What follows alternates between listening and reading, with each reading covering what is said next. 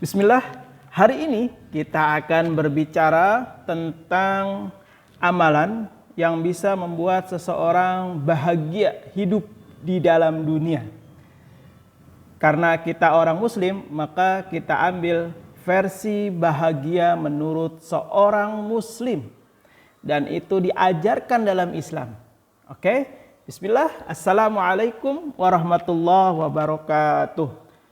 Alhamdulillah wassalatu wassalam ala rasulillah wa ala alihi wa sahbihi ajma'in amma ba'du. Alhamdulillah, kita bersyukur kepada Allah atas nikmat dan karunia-Nya yang Allah berikan kepada kita hari ini. Mudah-mudahan nikmat yang Allah kasih bisa kita manfaatkan, bisa kita optimalkan untuk lebih dekat kepada Allah Subhanahu wa taala, untuk memperbanyak bekal ketika nanti Allah mencabut ruh kita, bekal kita cukup mudah-mudahan. Maka dari itu, mari kita isi nikmat karunia yang Allah berikan dengan hal-hal yang baik, dengan hal-hal yang berguna tentunya. Tapi tidak berhenti berguna di dunia, tapi yang paling penting sebagai seorang muslim tentu kehidupan kita yang ada saat ini bisa bermanfaat ketika kelak kita di akhirat kelak.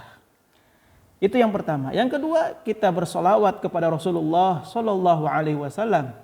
Tentu bersolawat kepada Rasulullah merupakan tanda ciri seseorang itu rindu kepada Rasulullah Sallallahu Alaihi Wasallam. Orang yang gemar bersolawat, dia tahu bahwa dia nanti di hari kiamat pengen dapat syafaat dari Rasulullah Sallallahu Alaihi Wasallam. Orang yang senang bersolawat, dia paham, dia pengen nanti di hari kiamat ketika di padang mahsyar dia pengen diaku sebagai umat Rasulullah Sallallahu Alaihi Wasallam. Mudah-mudahan kita digolongkan orang-orang yang gemar bersolawat dan terlebih nanti di hari kiamat kita semua mendapatkan syafaatul uzmah, pertolongan yang agung dari Nabi besar Muhammad Sallallahu Alaihi Wasallam. Amin ya Allah ya Rabbal Alamin. Berbicara tentang kebahagiaan, siapa sih manusia yang gak mau hidup bahagia? Kebanyakan manusia normal umum pengen hidupnya bahagia, pengen hidupnya tenang, pengen hidupnya tentram. Nah, pertanyaannya, apakah cukup hanya di dunia saja? Justru kita ingin ketentraman kita, kebahagiaan kita juga berdampak pada akhirat kita. Nah, hari ini kita akan membahas 5 amalan yang bisa kita lakukan untuk membuat diri kita bahagia di dunia, terlebih nanti bahagia di akhirat. Karena apa? Amalan ini berguna di dunia, apalagi nanti di akhirat. Nah, di sini paling tidak ada 5. Ada 5 yang bisa kita lakukan untuk menciptakan diri kita ini bahagia. Yang pertama, as-salatu ala waqtiha. Salat tepat waktu. Nah, teman-teman, orang-orang yang mampu mengerjakan salat tepat waktu, saya pastikan orang tersebut adalah orang yang paling bahagia. Kenapa? Karena dia yakin Allah pasti akan menyenangkan orang itu. Allah pasti membahagiakan orang itu. Kenapa begitu? Karena orang tersebut mengutamakan Allah di atas yang lainnya. Maka ketika seseorang mampu mengistimewakan perintah Allah, maka Allah pun pasti akan mengistimewakan orang tersebut.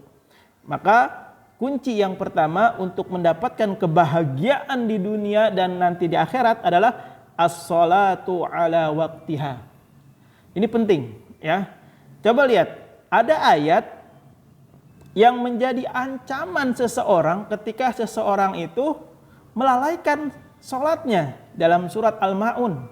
Di situ jelas banget, fawailul lil musallin. Celakalah orang yang lalai. Lalai bukan orang yang tepat waktu, tapi orang-orang yang lalai. Siapa yang lalai? Tentu diantaranya adalah orang yang mengakhirkan sholatnya tanpa uzur syar'i. Orang yang selalu menunda-nunda sholat. Orang yang tidak mengutamakan sholat. Logikanya kalau kita cari benang merahnya, otomatis orang yang menelantarkan ibadah sholat, menunda-nunda ibadah sholat, lihat, hidupnya tidak akan bahagia. Kalaupun itu bahagia, maka itu disebut dengan istijraj.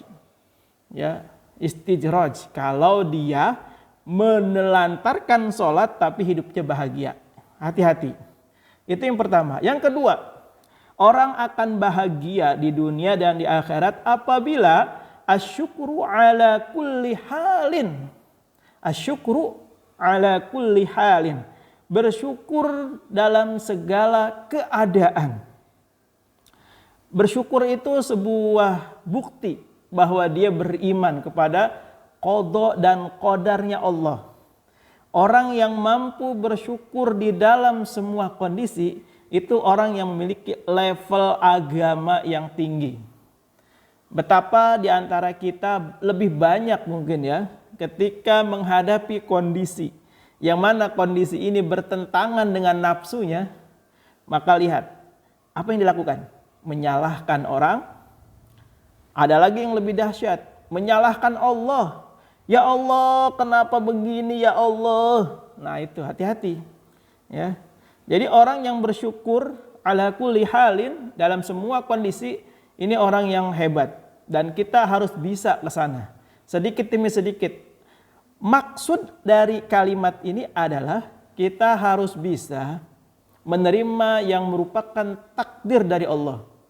Bahwasanya semua peristiwa, semua kejadian, semua hal yang terjadi dalam diri kita, dalam hidup kita, itu tidak lepas daripada takdir Allah Subhanahu wa taala. Nah, sebagai seorang muslim wajib mengimani dan itu yang terbaik dari Allah buat kita. Nah, itu yang pertama. Kalau itu bisa kita kembalikan kepada Allah, maka insya Allah kita akan bersyukur kepada Allah. Yang ketiga, yang membuat seseorang bahagia di dunia dan di akhirat adalah zikrullah wa tilawatul Quran. Orang yang zikir kepada Allah, orang yang ingat kepada Allah, maka itulah orang yang bahagia. Wa tilawatul Quran, dan sering banyak membaca Al-Quran. Di dalam Al-Quran surah Ar-Ra'd ayat 28 ya. Ini dijelaskan juga dalam tafsir As-Sa'adi dan tafsir Baghawi. Dalam Al-Quran surah Ar-Ra'd ayat 28, Bismillahirrahmanirrahim, alladzina amanu wa tatma'innul qulub bidzikrillah ala bidzikrillahi tatma'innul qulub. Ya, ini sangat jelas ayatnya bahwa dengan mengingat Allah itu hati akan tenang. Ya. Dan hanya mengingat Allah, hati itu akan tenang. Jadi tidak ada istilah teori harus healing, jalan-jalan, berwisata, nggak ada. Adapun berwisata itu dapat menenangkan, betul. Tapi setelah selesai wisata, itu masalah datang lagi. Itu keruwetan datang lagi. Itu kesusahan datang lagi. Kenapa? Karena itu bukan solusinya. Solusinya di mana? Kembali kepada Allah Subhanahu wa taala. Kembali zikir, perbanyak zikir. Ustaz, zikir bacaannya yang mana Ustaz? Apa baca takbir? Allahu Akbar, Allahu Akbar. Apa baca sholawat? Apa baca istighfar Ustaz? Baca yang menurut kamu mudah. Baca menurut kamu yang mudah. Apa itu? Ya terserah kamu. Kalau kamu seneng mudah baca sholawat, baca sholawat. Ustadz, baca sholawat yang mana nih Ustadz? Yang panjang apa yang pendek? Yang pakai sayyidina apa yang enggak? Baca sholawat yang menurut kamu itu benar, baca aja. Nggak usah saling menyalahkan, nggak usah cari pembenaran yang akhirnya menyalahkan orang lain. Jangan. Ya, kita bukan ulama, kita bukan ahlinya di situ. Udah, apa yang menjadi menjadi keyakinan kita, lakukan. Ya, jangan sampai kita terjerumus dalam lingkup saling menyalahkan, saling menyesatkan, saling membid'ahkan. Jangan. Biarkan itu ranah ulama, para ahli, para pakar. Biarin itu mah urusan mereka. Kita mah ittiba'an, mengikuti saja udah. Kalau kita yakin dengan ini, udah ikuti ini. Jangan pernah ada pikiran dalam diri kita menyalahkan orang lain, membid'ahkan orang lain, menyesatkan orang lain. Jangan. Ya. Nauzubillah summa nauzubillah. Rasulullah SAW, para sahabat itu enggak ada sejarahnya, ceritanya yang kemudian dia menyalahkan, membid'ah-bid'ahkan, enggak ada. Ya. Jadi jangan sampai ya mudah mengatakan ente bid'ah, ente khurafat. Jangan, udah biarin itu mah ya. Kita nggak masuk ke ranah sana. Jadi yang ketiga adalah zikrullah, perbanyak mengingat Allah dan tilawah Al-Quran. Orang yang zikir kepada Allah, orang yang suka baca Al-Quran, itu akan tenang hatinya, akan bahagia dirinya. Kalau nggak percaya, buktikan. Ya, pernah suatu hari ada mahasiswa bertanya kepada gurunya. Ya, ini di kampus Al-Azhar kalau nggak salah, atau di mana lupa saya. Tapi intinya adalah ketika mahasiswa itu bertanya, wahai guruku, apa yang harus saya lakukan agar saya terbebas dari kesusahan, baik ekonomi saya maupun belajar saya, biar ekonomi saya ini maju, biar belajar saya ini tuntas, mudah. Kata gurunya apa? Sebelum kamu berangkat di pagi hari, baca Al-Quran 15 menit. Ingat, sebelum kamu berangkat kerja, berangkat kuliah, di pagi hari, baca Al-Quran 15 menit. Hari pertama, hari kedua, karena dia baca Quran, terlambat. Hari ketiga, masih terlambat. Cuman terlambatnya lebih sedikit. Keempat, kelima, masih terlambat, tapi lebih sedikit. Lepas 1 minggu, masuk ke 2 minggu, apa yang terjadi? Orang tersebut yang awalnya terlambat, justru dia memiliki waktu yang panjang. Padahal waktunya sama, dibaca sebelum berangkat. Setelah 2 minggu dia jalankan apa yang gurunya bilang, 2 minggu dia jalankan apa yang gurunya bilang. Apa yang tadi yang disampaikan gurunya? Baca Quran 15 menit sebelum berangkat kerja. Lihat, pertama, kedua dia mengeluh, ketiga, keempat masih mengeluh. Tapi setelah 1 minggu, 2 minggu, akhirnya dia bersyukur. Dia datangi gurunya, wahai guruku, saya sudah menjalankan apa yang guru sampaikan. Dan hari ini sungguh saya orang yang paling bahagia. Karena apa? Karena setiap kali saya baca Al-Quran di pagi hari, saya tidak pernah terlambat. Bahkan saya belajar lebih mudah. Dan ekonomi, kesulitan uang, saya sudah tidak rasakan. Lalu apa kata gurunya? Lihat. Apa yang dikatakan gurunya? Lihat. Gurunya cuma bilang, itu ya yang disebut dengan waktu yang berkah. Jadi kalau waktu itu sudah berkah, kita udah nggak terikat dengan waktu. Waktu yang mengikuti kita, waktu yang akhirnya menyesuaikan kehidupan kita. Ya, ingat, jadi ketika kita kesulitan mengatur waktu, luangkan waktu itu buat baca Quran. Maka saat itu perubahan akan terjadi. Nggak percaya? Silakan lakukan dan coba sendiri. Tapi saya jamin, orang yang semakin dekat kepada Allah itu bukan semakin galau, bukan semakin was-was. Orang yang semakin dekat kepada Allah pasti semakin tenang hidupnya. Logikanya nih, mana ada ibadah yang bikin orang tambah was-was? Nggak ada. Mana ada sih ibadah yang bikin orang tambah khawatir? Nggak ada. Yang ada itu setiap ibadah semakin sering dilakukan, maka akan semakin orang itu menjadi tenang. Orang itu semakin bahagia. Orang itu semakin berguna hidupnya. Itu yang terjadi. Artinya apa? Ayo kita mulai dalam diri kita. Sempatkan setiap memulai aktivitas baca Al-Quran. Kalau 15 menit kepanjangan, ya kita ambillah 5 menit. Kalau 5 menit masih kepanjangan, kita ambil dah 2 menit. Kalau 2 menit masih kebanyakan, ambillah 1 ayat saja. Sebelum memulai aktivitas kita baca 1 ayat saja. Maka rasakan perbedaannya. Ya. Itu yang ketiga, dzikrullah wa tilawatul Quran. Yang keempat, orang yang bisa bahagia di dunia dan di akhirat adalah silaturrahim. Orang yang mampu menjaga silaturrahim. Ternyata silaturrahim ini tidak berhenti pada keluarga kandung, tetapi kepada sesama manusia.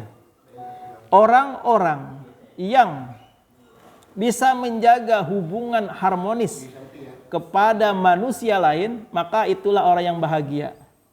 Ketika seseorang tidak mampu menjaga hubungan silaturahmi di antar sesamanya, maka ketahui pasti orang itu akan tersiksa.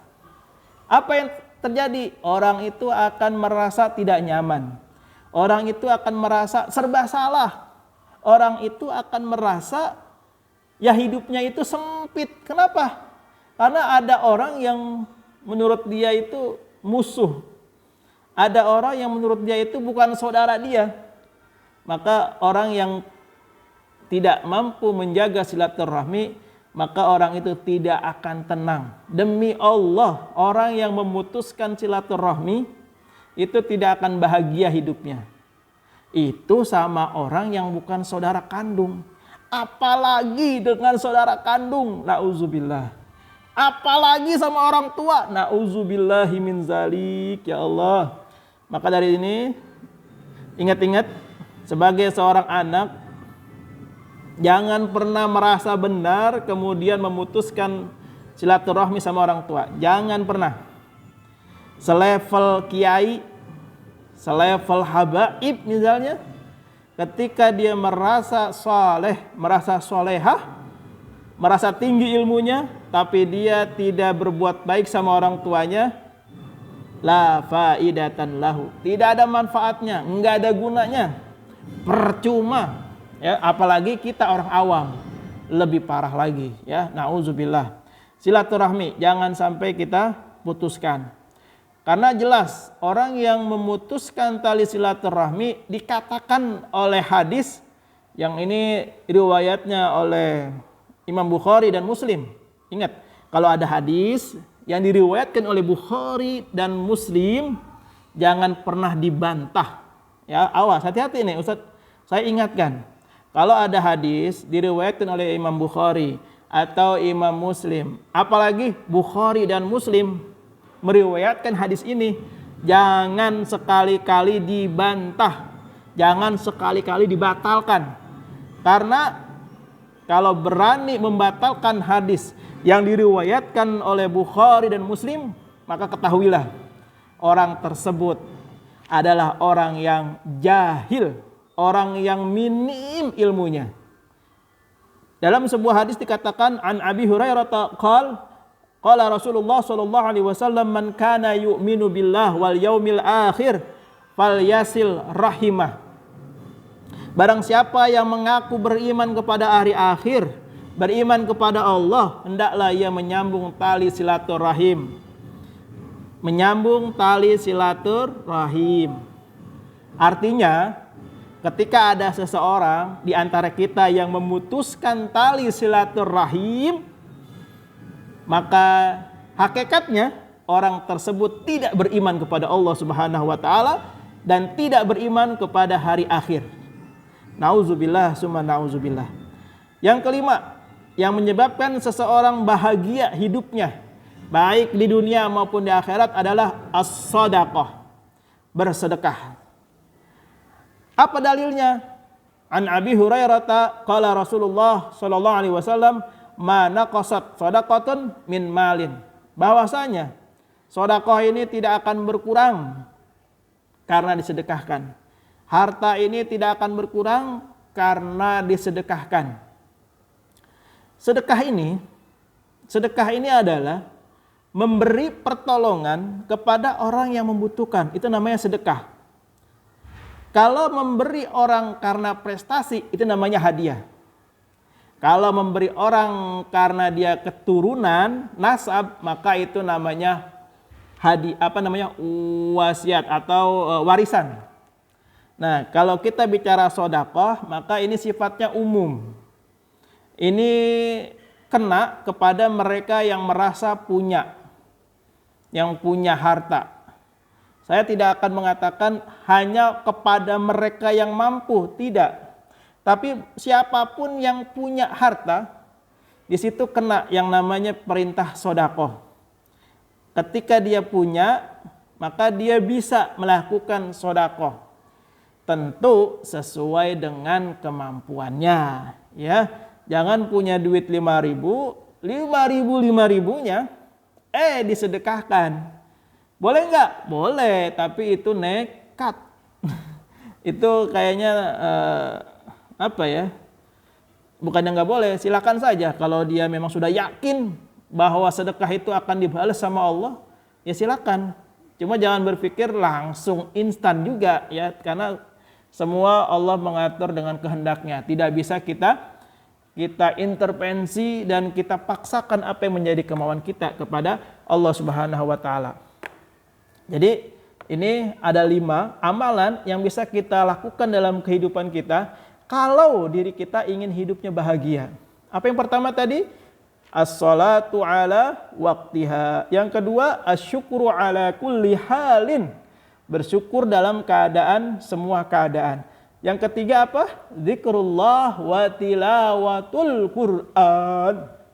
Berbanyak-banyak berzikir dan banyak-banyak membaca sholawat. Yang keempat, silaturrahim, menjaga silaturrahmi.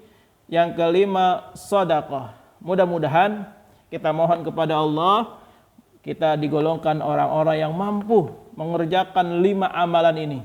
Ketika kita mampu menjalankan 5 amalan ini, insya Allah kita termasuk golongan orang-orang yang beruntung, orang-orang yang Allah kasih kebahagiaan di hati kita, sehingga kita merasa cukup. Ya, kita merasa cukup, nggak perlu lebih, yang penting cukup deh. Cukup, mau beli mobil cukup, mau beli sate cukup, sate. Mau beli apa lagi? Mau beli buah cukup. Nah, pokoknya ya, semuanya kalau kita minta sama Allah cukup dah. Jangan berlebihan. Kalau berlebihan khawatir kita nggak kuat iman, kita malah jadi orang yang sombong. Nauzubillah summa nauzubillah. Demikian, mudah-mudahan bermanfaat. Hadanallahu wa iyyakum ajmain. Assalamualaikum warahmatullahi wabarakatuh.